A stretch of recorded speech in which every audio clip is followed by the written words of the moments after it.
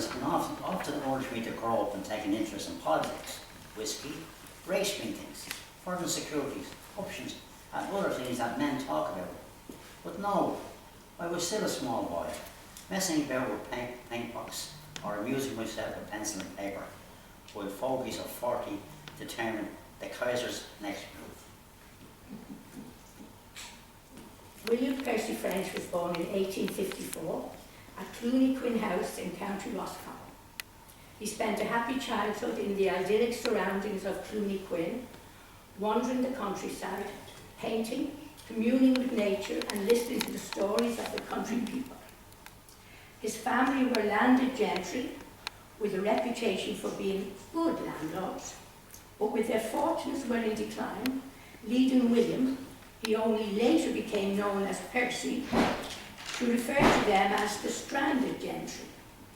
It was therefore necessary for him to earn his own living, and following a school report in which his teacher had stated that he was a genius at mathematics, his father decided that he should study engineering. Those fatal honours in mathematics had confirmed his father in the belief that someday he would show Edison up to be a village idiot. So a civil engineer I had to be. So William Percy went to Trinity College, where he found certain extracurricular activities much more appealing than his course of study. I think taking up the banjo, lawn tennis and watercolour paintings instead of chemistry, geology and material science retarded my progress as a good deal. It was in 1877, while at Trinity, that he wrote his first successful song. It was often said of Percy French that he was apolitical and took no interest in current affairs. But this song was a biting satire on the Russian-Turkish war that was in progress at that time. It might even have some relevance today. It was called Abdul Abul Demir. He sold the song for £5 to an unscrupulous publisher without registering the copyright, and never made another penny from it despite its achieving worldwide fame. The songs of the prophets are brave men and bold, and quite unaccustomed to fear. But the bravest by far in the night of the Shah was Abdul Kabir. There are heroes of plenty and men known to fame in the troops that were led by the Tsar. But the bravest of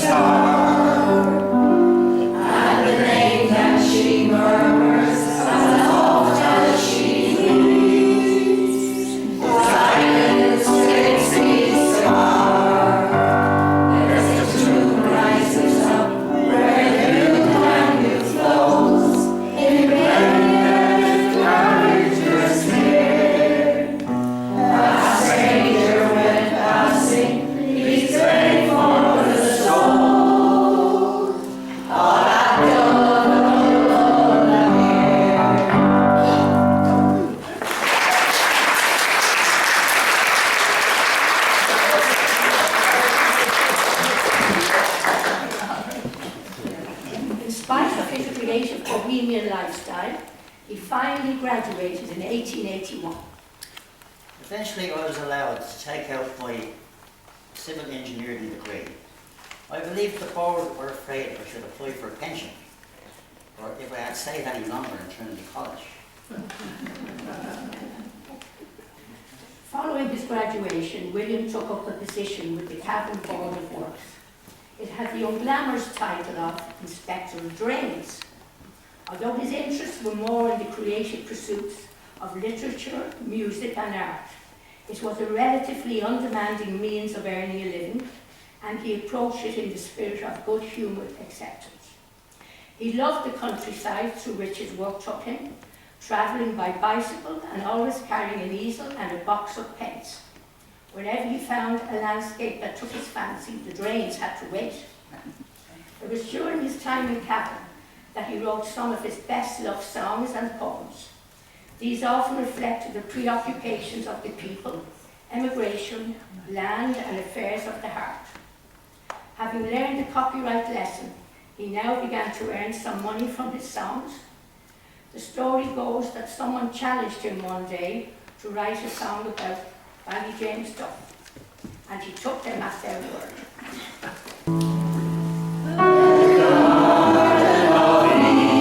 Has vanished, they say, but I know the dial is still. Just turn to the left at the bridge of the Nay, and stop when halfway to Courtauld. 'Tis there I will find it, I know sure enough, when fortune has gone to me.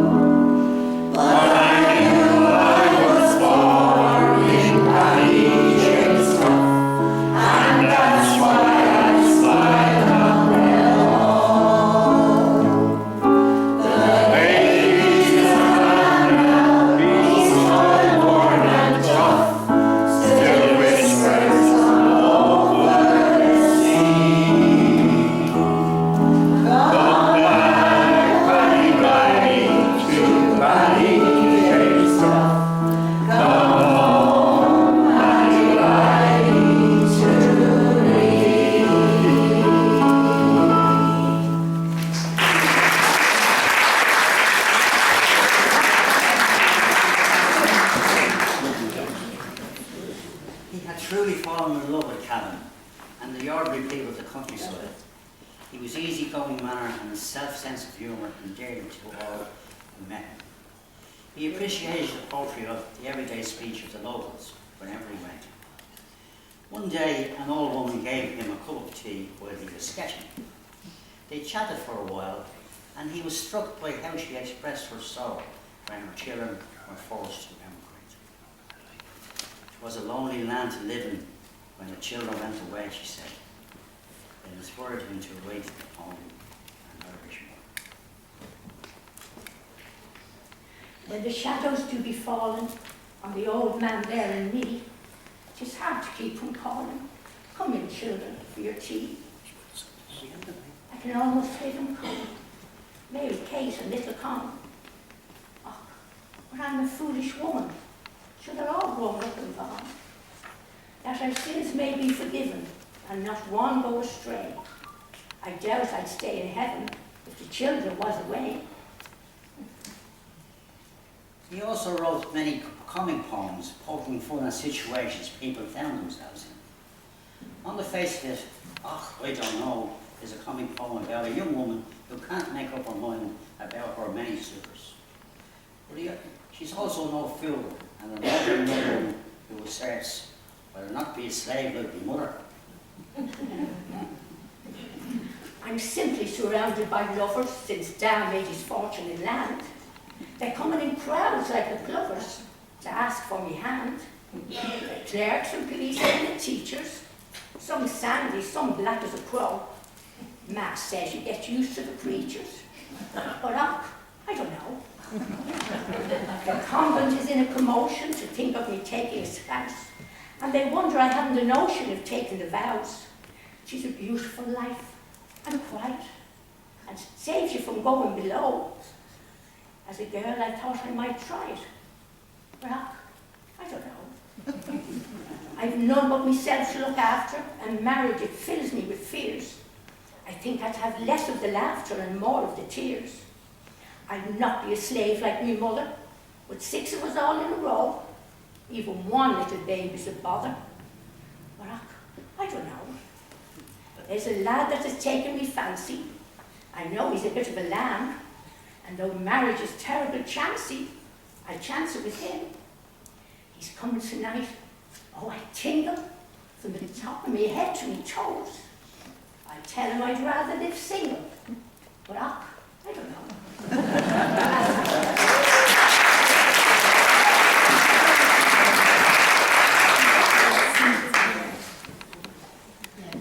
For all that, he saw the comedy in situations and events.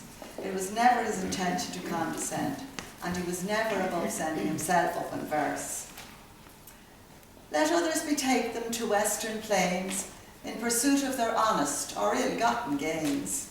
No reckless adventure will injure the brains of William, the local inspector of drains. He mounts his tall trap, gives his charger the reins, and gallops away through the green country lanes. The board pays the posting, the balance remains with William, the local inspector of drains. He finds out the holding and what it contains, then maps out his system in furlongs and chains, and points out positions for minors and mains. Such wisdom has William, inspector of drains. He plunges through marshes long haunted by cranes, unmindful of how the dark bogwater stains. Traducers assert that this ardour he feigns, they little know William, inspector of drains. He stays in his quarters, of course, if it rains, and wakes the piano's voluptuous strains. And if of delay the bold tenant complains, he's sat on by William, inspector of drains. The fair maids of Cavan this William maintains, though I think one should take it with salt and few grains. I've left in a body their woe-begone swains, for William, the local inspector of drains. 'Tis an onerous post, but the writer refrains from dwelling at length on its pleasures and pains. It may not last long, but as yet he remains yours faithfully, William, inspector of drains.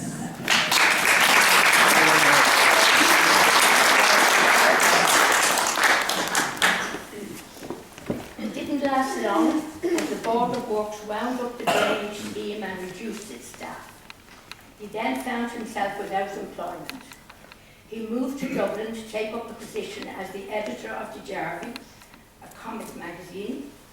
While in Cavan, he had met and fallen in love with the beautiful and talented Etty Armitage Moore. Her parents disapproved, but they married in 1890 and settled in Sandymount.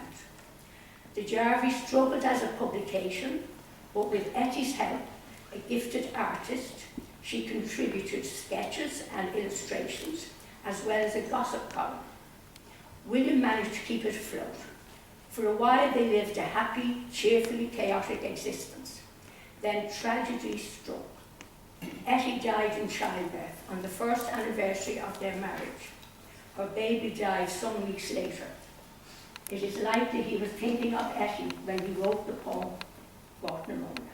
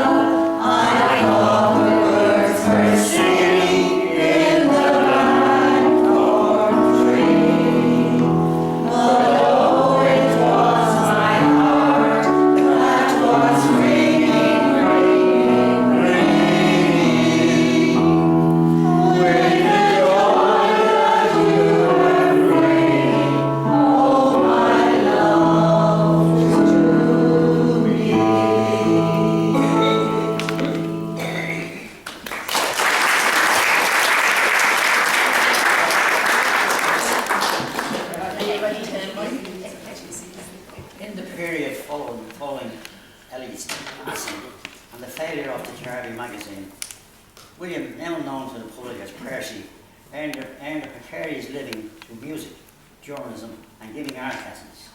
He lacked business and management skills, and his cousin had said of him, had a complete inability to manage money.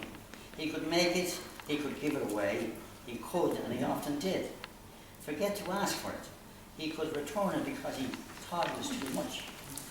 He could decide to hide it away so carefully that he could never found it again, but he could not keep it.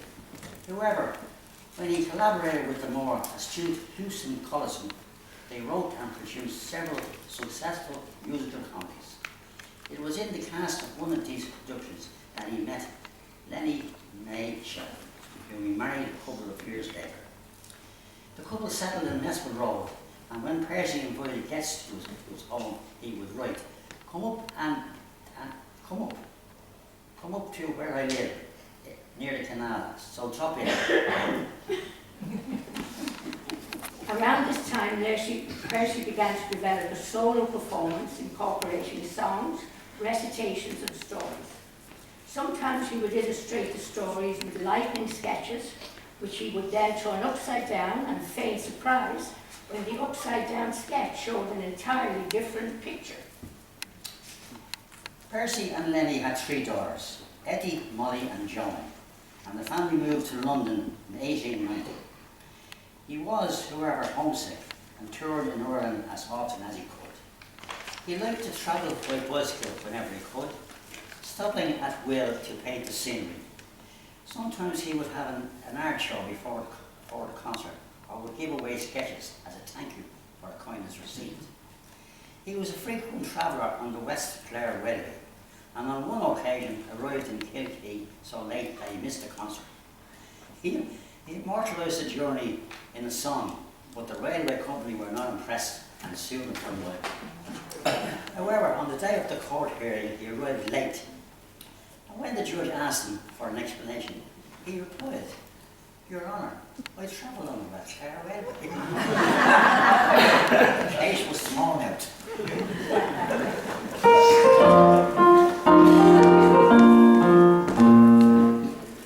You may talk of Columbus is sailing across the Atlantic Sea, but he never tried to go railing from Venice as far as Kilkee.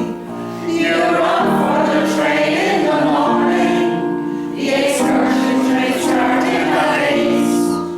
You're there when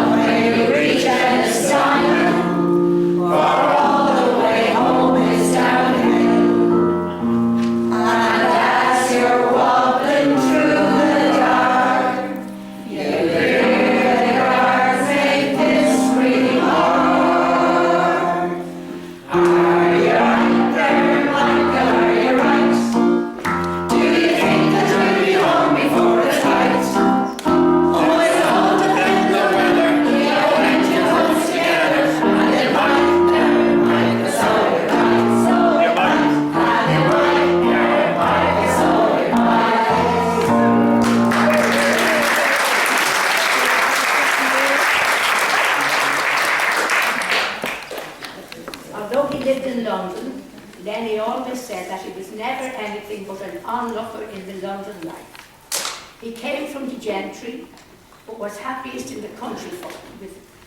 Although he mingled with Irish aristocrats, he said of their English counterparts, "These people I have nothing in common. There was no malice in the man, but he detested snobbery and was capable of delivering a devastating put-down if he felt it was deserved." Once he was summoned to a London house of well-known family to give an after-dinner drawing room for a large fee. On arrival, he was instructed to wait in the hall until the services were required.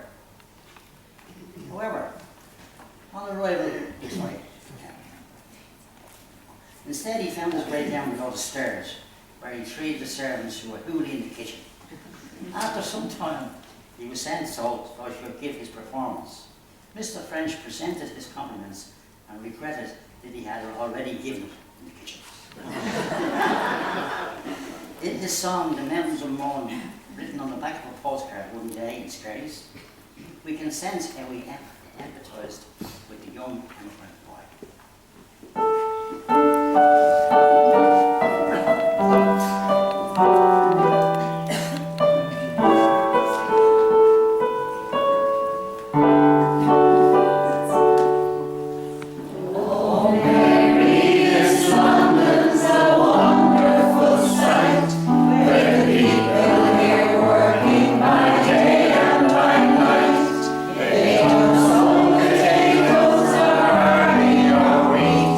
But there's times of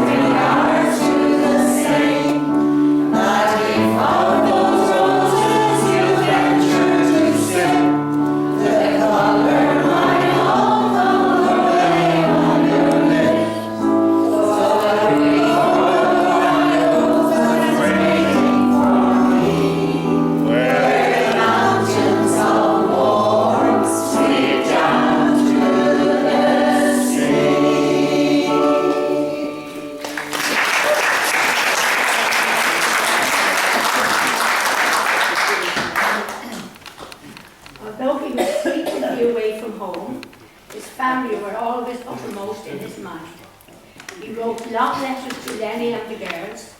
The girls' letters were often illustrated with amusing sketches, but the constant touring began to take its toll on him, as did the changes brought about by the Great War.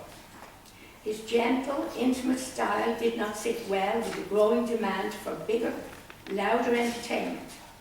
He continued to tour, but when returning from an engagement in Glasgow in 1920, he was taken ill and stopped off at the home of a cousin in Liverpool. William Percy French, wandering troubadour, composer, poet, artist, and storyteller, died of a heart failure on January 24th, 1920. His work was often described as having the air of a family party. Nowhere is this more evident than in our closing song, inspired by characters he encountered and stories he heard from during his time in County Cavan.